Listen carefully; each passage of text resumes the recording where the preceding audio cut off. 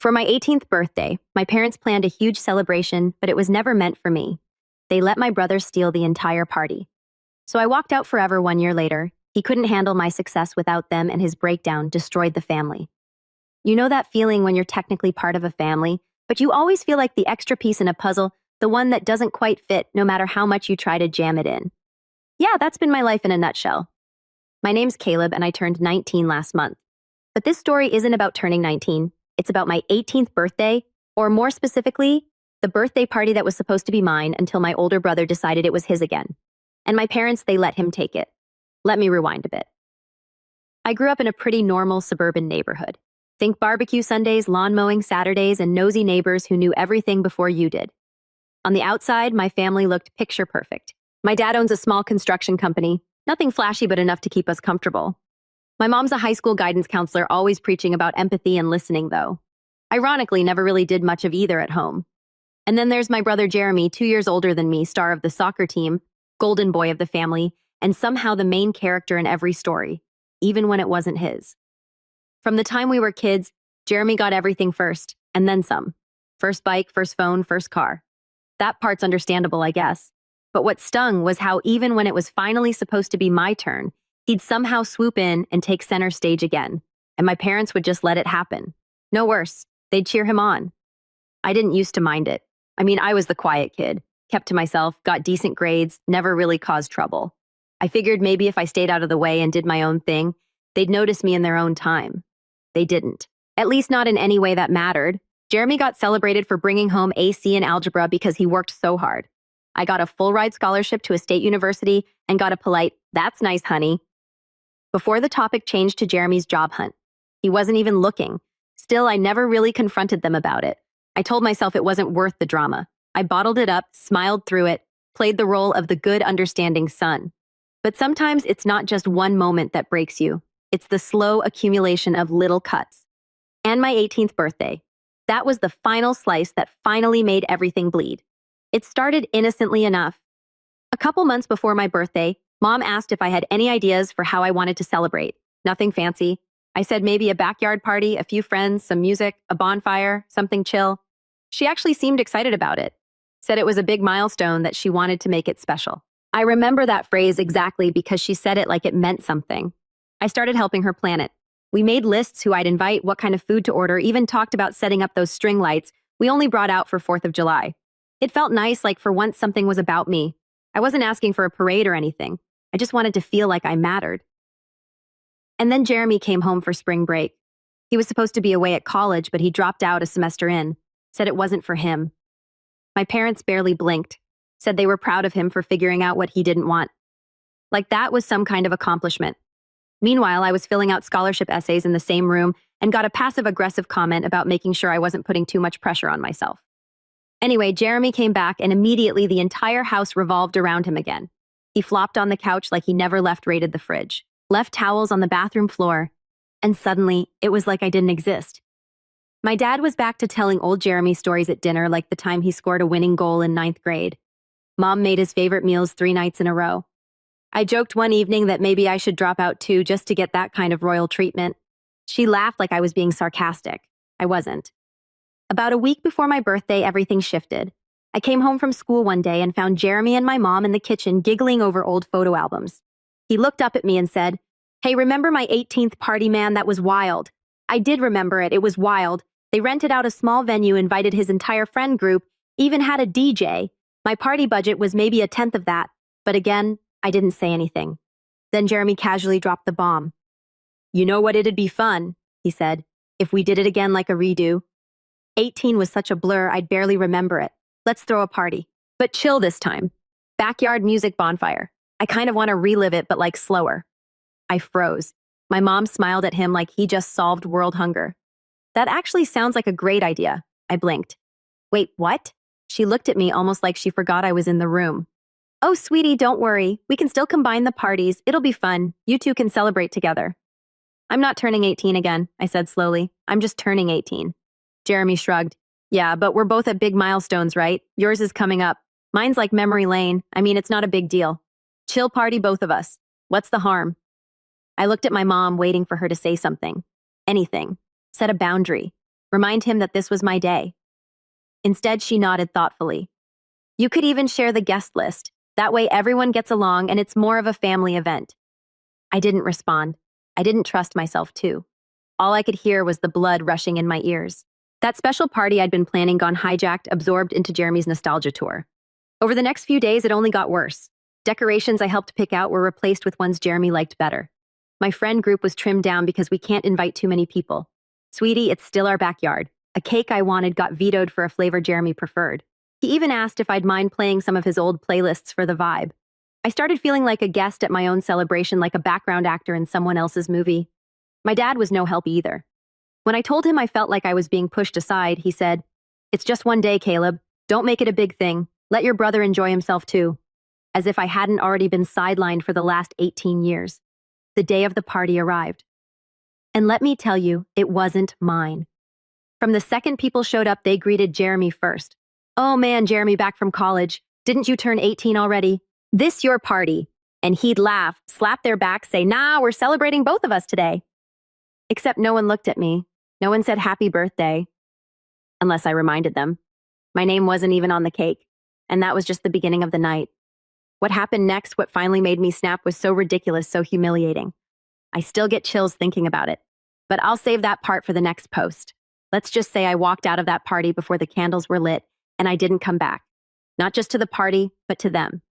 The music was too loud. Not in a "this party's lit" kind of way, but in that overwhelming pulsing in your sinuses kind of way that makes your thoughts stutter. I stood in the corner of my own backyard, holding a plastic cup of warm soda, pretending to be engaged in a conversation I wasn't even part of. My friends were scattered across the yard, mostly huddled together in one corner near the fence, probably because they felt just as out of place as I did. Jeremy's friends, on the other hand, had taken over everything: the fire pit, the food table, even the playlist. And every time I tried to inch back into the party I helped plan, it was like trying to squeeze through a door that had already been slammed shut. I remember glancing around and thinking, maybe I'm overreacting. Maybe I just need to relax and let it happen. It's just one night. That's what Dad said, right? But then I saw the banner. It was strung above the patio, hung with crooked thumbtacks like someone slapped it together at the last minute. Big bold letters read, "Jeremy's 18th again." Bash with a winking emoji on the side. That stupid little winking emoji, like it was all one big joke. My jaw actually dropped. I hadn't even noticed it during setup. Probably because it was one of those last-minute surprises they threw up while I was in the garage fetching more chairs. No mention of me. Not even a joint birthday or Caleb's big day. Just Jeremy again. I walked up to my mom, who was hovering by the grill giving instructions to my uncle like she was running a wedding. "Where's the banner we made?" I asked quietly. She blinked. "What banner?" "The one with both our names. The one we printed last week. I helped you design it." "Oh," she said, brushing imaginary lint off her blouse. "Well, Jeremy said it looked kinda cluttered and we didn't want to confuse people, you know. This one's more fun." I stared at her. "So you just threw away the one we planned?" She actually had the nerve to frown like I was the unreasonable one. "Sweetheart, don't make this a big deal. Everyone knows it's your birthday too." No, they didn't. No one had said a word to me unless I said it first. Even Jeremy's friends kept giving me confused looks like I was the weird neighbor kid who accidentally wandered into the wrong party. I turned and walked back toward the fence where my friends were sitting. My best friend Kyle gave me a tight-lipped smile as I approached. "You good, man?" he asked. I forced a nod. Totally living the dream. We both knew I was lying, but he didn't press it. I appreciated that about him. We chatted a bit, trying to pretend like the night wasn't a complete disaster, when suddenly Jeremy's voice boomed from the other side of the yard. "Yo, everybody quiet down for a sec." The music cut off and the crowd hushed. He was standing on one of the patio chairs, drinking hand like he was about to deliver a State of the Union address. "I just want to say thanks for coming out tonight." He grinned. "This party means a lot to me. 18's a big deal. Yeah, I know I already hit it a couple years ago, but it's symbolic, right?" There was some cheers and laughter. My mom was clapping. My dad gave him a thumbs up. I just felt like I didn't get to really celebrate the first time. So I'm grateful my family helped me make tonight special. Thanks, Mom. "Dad, you guys are the best." Everyone clapped. I waited for him to add, "And happy birthday to Caleb, too." Or "We're celebrating my brother tonight." Anything. But no, he stepped off the chair, music resumed, and the crowd swarmed him with back pads and drinks. I felt the heat rise up my neck like a sunburn. My ears started ringing, and I wasn't sure if it was from the speakers or the blood pressure spike. That was it. That was the moment. The moment it all clicked. They didn't forget me. They just didn't care. Kyle turned to me. Dude, what? I shook my head slowly. Nah, I'm done. He stood up concerned. What do you mean? I mean, I'm leaving. Caleb, I'm done pretending this is okay. I'm not staying here just to be invisible. Before he could stop me, I walked straight through the yard, past the crowd, past the lights and the fire pit and the stupid banner. My mom saw me and raised a hand, puzzled. Where are you going? She asked. Out, I said. But we haven't done cake yet. I stopped, turned to look at her. Did you even get a cake for me? She hesitated. We got Jeremy's favorite, but it's chocolate. Everyone likes chocolate. I didn't respond. I just walked out the gate. Behind me, I could hear murmurs. Someone asked, was that his brother? Another voice replied, didn't know he was part of the party. Exactly. Kyle followed me to the street. Want me to come with? I shook my head. Nah, stay. You might actually enjoy it. He hesitated, then nodded. You sure? Yeah, I said, trying to breathe through the surge of emotions. I just need to not be here. I walked home in silence. It wasn't far, just 20 minutes on foot, but it felt longer. Every step was heavier than the last, like I was dragging years of disappointment behind me. I got to my house, unlocked the door, and went straight to my room. I sat on the edge of my bed, staring at the floor. I didn't cry. I didn't throw anything. I just sat. Because sometimes it's not anger that breaks you. It's the quiet realization that nothing's going to change unless you do something about it. I didn't go back to the party. I didn't answer their texts later that night. My phone buzzed twice, once from my mom, once from Jeremy. I didn't read them. The next morning, I woke up early. I took down every photo of Jeremy on my wall, old family trips, birthdays, his graduation. I boxed them up and shoved them in the closet. Then I went to the kitchen, made myself breakfast, and left a note on the fridge that just said, don't worry. I didn't forget my birthday. They didn't say anything to me for 2 days. On the third day, Mom cornered me in the hallway. Are you going to keep acting like this? I stared at her like what? Like we did something to you. We just wanted Jeremy to have a nice night too. I didn't even know what to say to that too. As if I ever got a nice night of my own. I'm your son too, I finally said. Her face felt, you're being dramatic. I walked past her without another word. That week, I started making plans. Serious ones. College was coming up and I already had that scholarship. I began looking into housing. Even though my parents said I could live at home, I didn't want to. I didn't want to owe them a thing. When I finally moved out 3 months later, my dad helped load my boxes into the car. We barely spoke. Jeremy didn't even show up. Mom hugged me goodbye. Call us if you need anything, okay?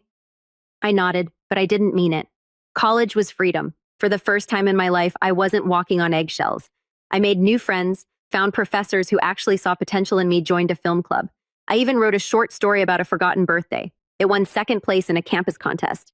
I didn't talk to my family much. They didn't ask, and I didn't offer. And then almost a year to the day after that party, I got a message. It was from Jeremy. 3 words, you think you're better. At first, I didn't even respond. But then more came. Dozens, paragraphs, accusations, whining, jealousy dripping from every line. He had seen a post someone tagged me in, something about an internship I'd landed in New York over the summer. It was a big deal. I was proud of it. And apparently so was half my college circle because they shared it like wildfire. And Jeremy, he couldn't take it. His tantrum wasn't just digital. Within days, it spilled into real life. Angry calls to my mom, passive-aggressive rants on Facebook, petty jabs during family dinners I didn't attend. He couldn't stand that I had built something without them, without him. But the worst part, the part that pushed everything over the edge, came in the form of a family group chat screenshot that Kyle sent me one night. Jeremy, in a full meltdown, had sent a message that read, I don't care if he's successful, he's still a selfish little brat who ruined my party, and made Mom cry. He thinks he's better than us because he moved out. Let's see how long he lasts without Daddy's money. And what my father replied, don't worry, he'll come crawling back when the real world hits him. That was it.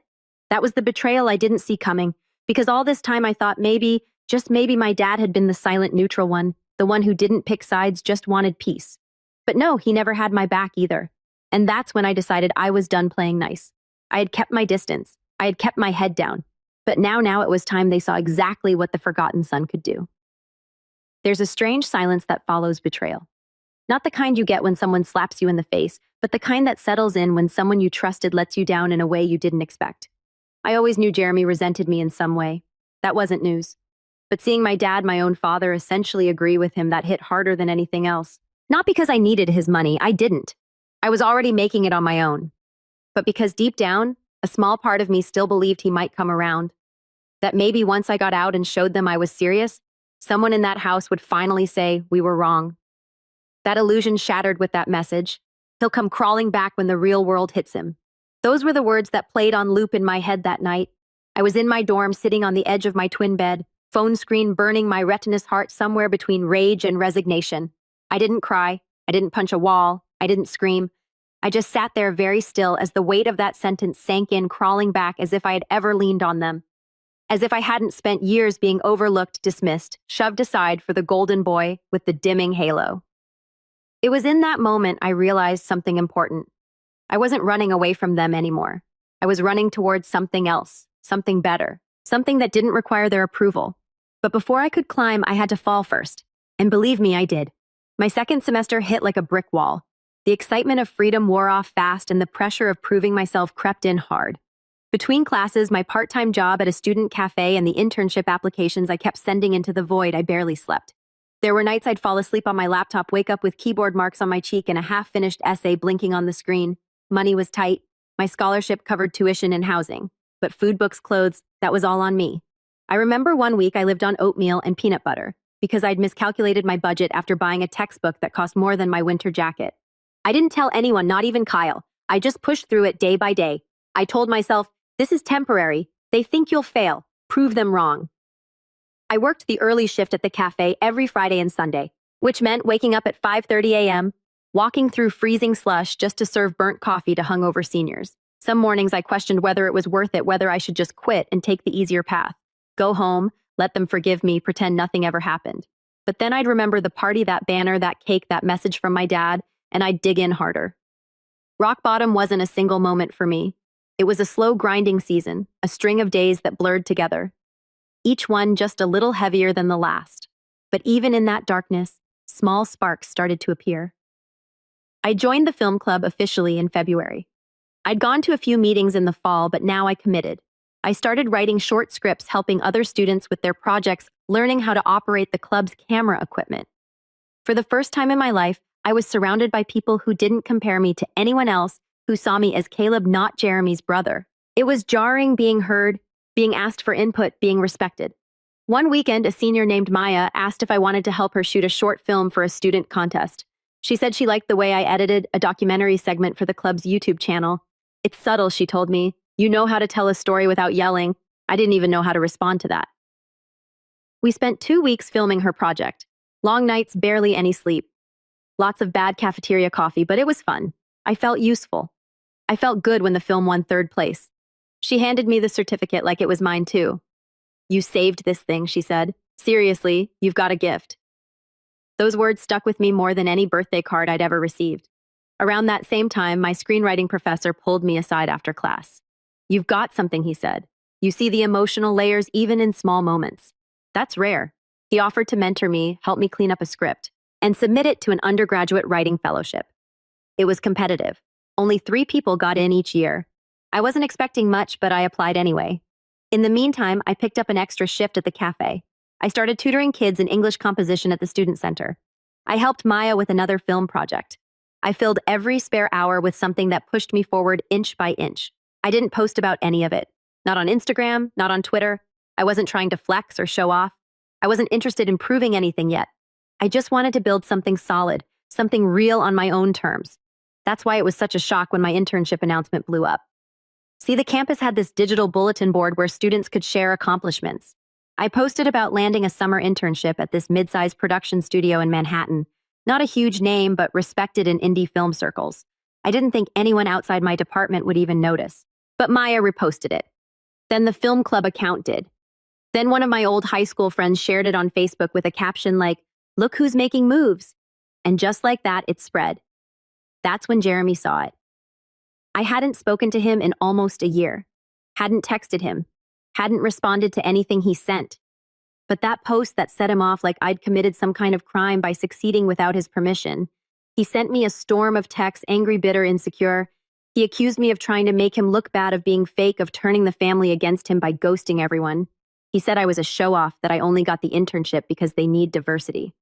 I'm mixed, half Filipino on my mom's side. Not that he ever acknowledged that part of me growing up. But the most telling message, the one that showed me exactly where his head was. You've always been jealous of me. Admit it. I stared at that line for a long time. Jealous. He really thought I spent my life envying him. The guy who peaked in high school, who quit college after one semester, who couldn't stand not being the center of attention for one single evening. It would have been funny if it weren't so sad. I didn't reply. Instead, I saved the screenshot because that meltdown wasn't just about me.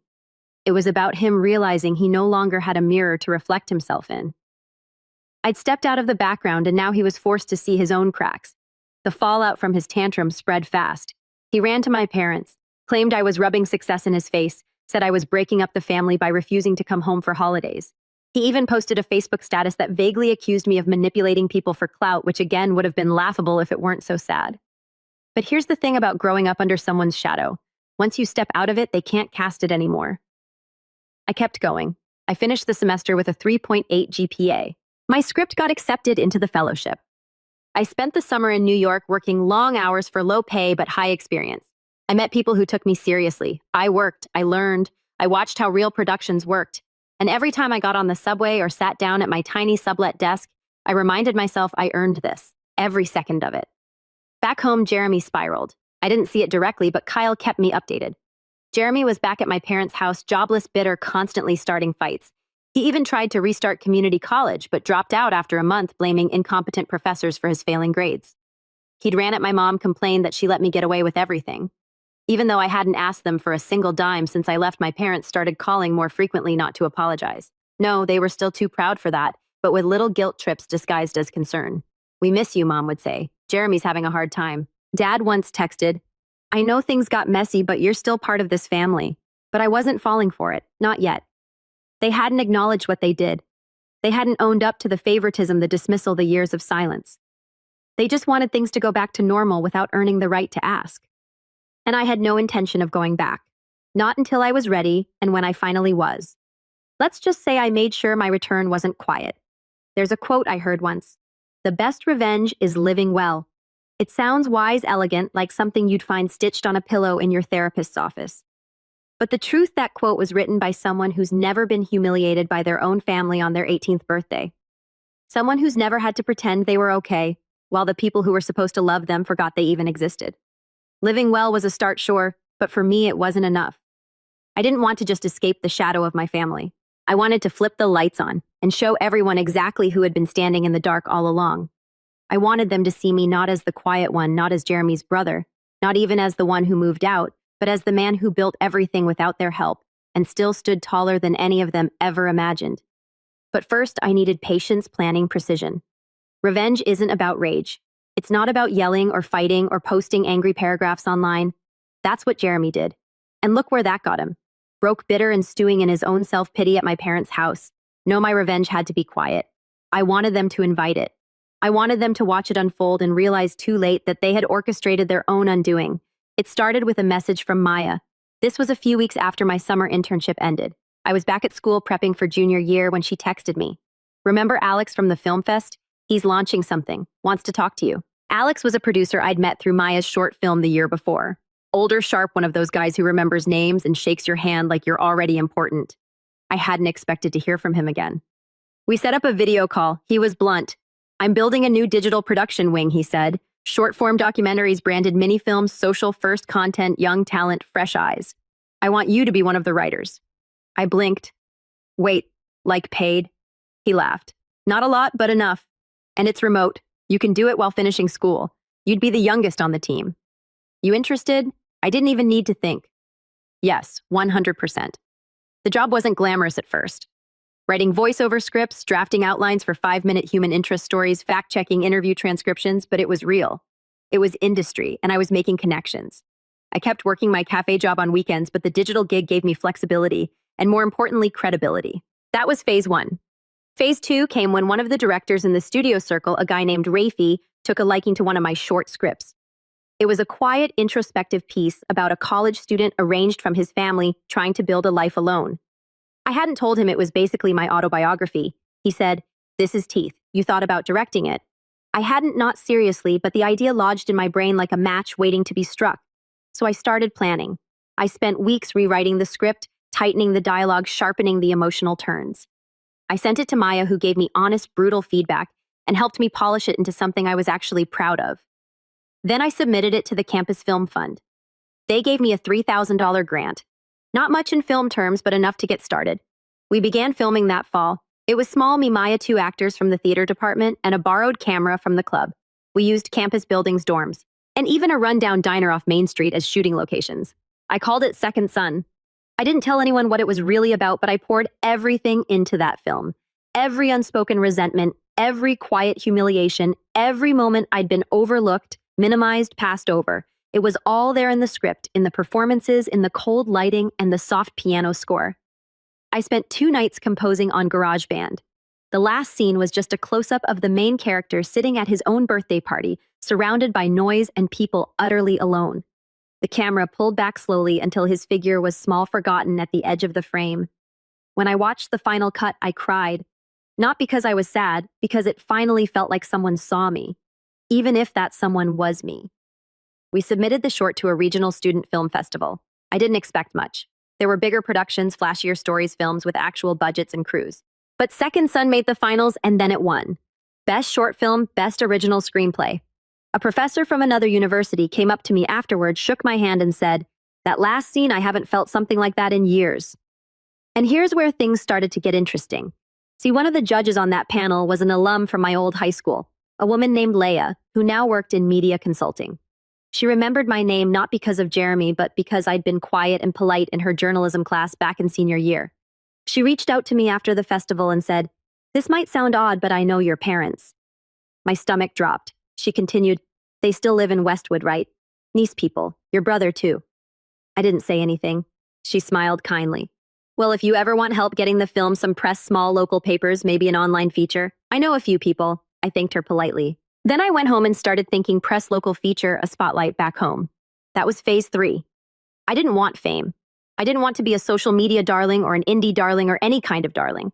I just wanted one thing. I wanted the story they tried to erase me from, to circle back around and land right on their doorstep. So I sent a screener of Second Son to a small local arts blog that covers homegrown creatives. The writer, a guy named Dev, loved it, said it was a haunting, emotionally honest portrayal of generational silence. He published a piece on it the following week. It wasn't viral or anything, but it got picked up by the local town Facebook group, the same group my mom practically lived on. And suddenly everyone in Westwood was talking about it. Parents were tagging other parents. Teachers I hadn't spoken to in years left comments like, "I always knew Caleb was going places. Bow." Some of the parents Jeremy had been buddy-buddy with during his soccer days shared it with captions like, "Such a powerful piece." And from one of our own, even the high school guidance counselor who had worked alongside my mom shared the article, writing an incredible short film by a former student. Watch until the end. It hits hard. I didn't reach out to my parents. I didn't have to, because they reached out to me. The first message came from my mom. "I saw the article. You made a movie. Why didn't you tell us?" Then another. "People are saying it's based on your life. Is that true?" And then the kicker. "I feel like you're painting us as villains. That's not fair." I didn't reply. She called. I let it ring. My dad messaged me next. "This is a low blow. Whatever your issues are, airing them in public isn't the answer." Jeremy didn't say anything directly, but someone told me he posted a story on Instagram that said, "Some people build careers on lies." Congrats, I guess. Well, I laughed out loud when I saw it. They were squirming, and I hadn't even done anything to them. I just told the truth, framed in fiction, wrapped in cinematography and soft piano chords. And that was the moment I knew I had power. They had spent years controlling the narrative. Jeremy, the golden boy, Caleb, the quiet shadow, the second son. But now the whole town was looking at me. And the final piece of the setup that came when my university announced their annual alumni gala/showcase hosted in my hometown. The department chair reached out, said they were screening select student works as part of the event, asked if I'd like to introduce Second Son personally before the viewing. It was being held at the Westwood Community Theater 3 blocks from my childhood home. I said yes. And then I rented 2 extra tickets. Because if there's one thing I've learned, you don't need to crash someone else's party when you can build a better one yourself and send them an invitation. There's a specific kind of silence that only exists in theaters. It's different from the silence of a library or a church. It's heavier. It hums. It's the collective breath holding of 100 people, all focused on the same frame, the same story. And on that night, the night my short film Second Son premiered in my hometown, I stood at the back of the Westwood Community Theater, watching an entire room sink into that silence. Rows of red velvet seats stretched out before me, filled with strangers and neighbors and teachers and students. But in the fifth row, a little left of center, sat three very familiar silhouettes. My mother stiff in her church blazer, my father arms folded tightly across his chest, and Jeremy slouched so far into his seat he looked like he was trying to disappear into the upholstery. I hadn't spoken to them in almost 2 years. No calls, no visits. The last words exchanged between us had been accusations, deflections, silence. And yet here they were. They had RVPD. I knew they would. The university had framed the event as a celebration of local talent. They put my name in the flyers. They shared the event online, and as soon as my mom saw it posted by the PDA president, who added a caption that read, "Excited to see what Caleb's been up to. Sounds powerful." I knew she wouldn't be able to resist. Not because she missed me, because she hated not knowing what people were whispering about. So she dragged them there, probably convincing my dad it was a show of support and bribing Jeremy with the promise of being seen in public. The irony was so thick I could have choked on it. They were finally coming to my event not to hijack it, not to rewrite the story, but to sit in the dark and watch the truth unfold one frame at a time. The lights dimmed, the screen lit up, and then my voice filled the room. I had recorded the intro myself, a short message to the audience before the film began. My face appeared on screen, older now, calmer, sharper than they probably remembered. "Hi, I'm Caleb Wren," I said. I wrote and directed Second Son as a way to process silence, the kind that builds over years until you start to believe your voice doesn't matter. This story isn't just about me.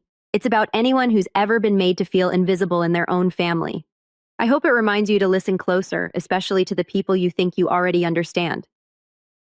And then it began. The film opened on a quiet shot of a birthday party in full swing.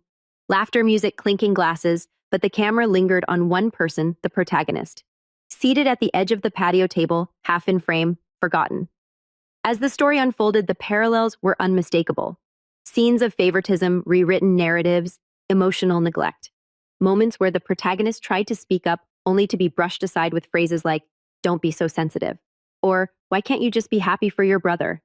And then came the birthday scene, the final gut punch. The camera panned across the crowd, singing for the wrong person, the candles blown out by someone else, the protagonist standing in the background with a cupcake in his hand alone. There were gasps. A few people shifted in their seats. I glanced toward row 5.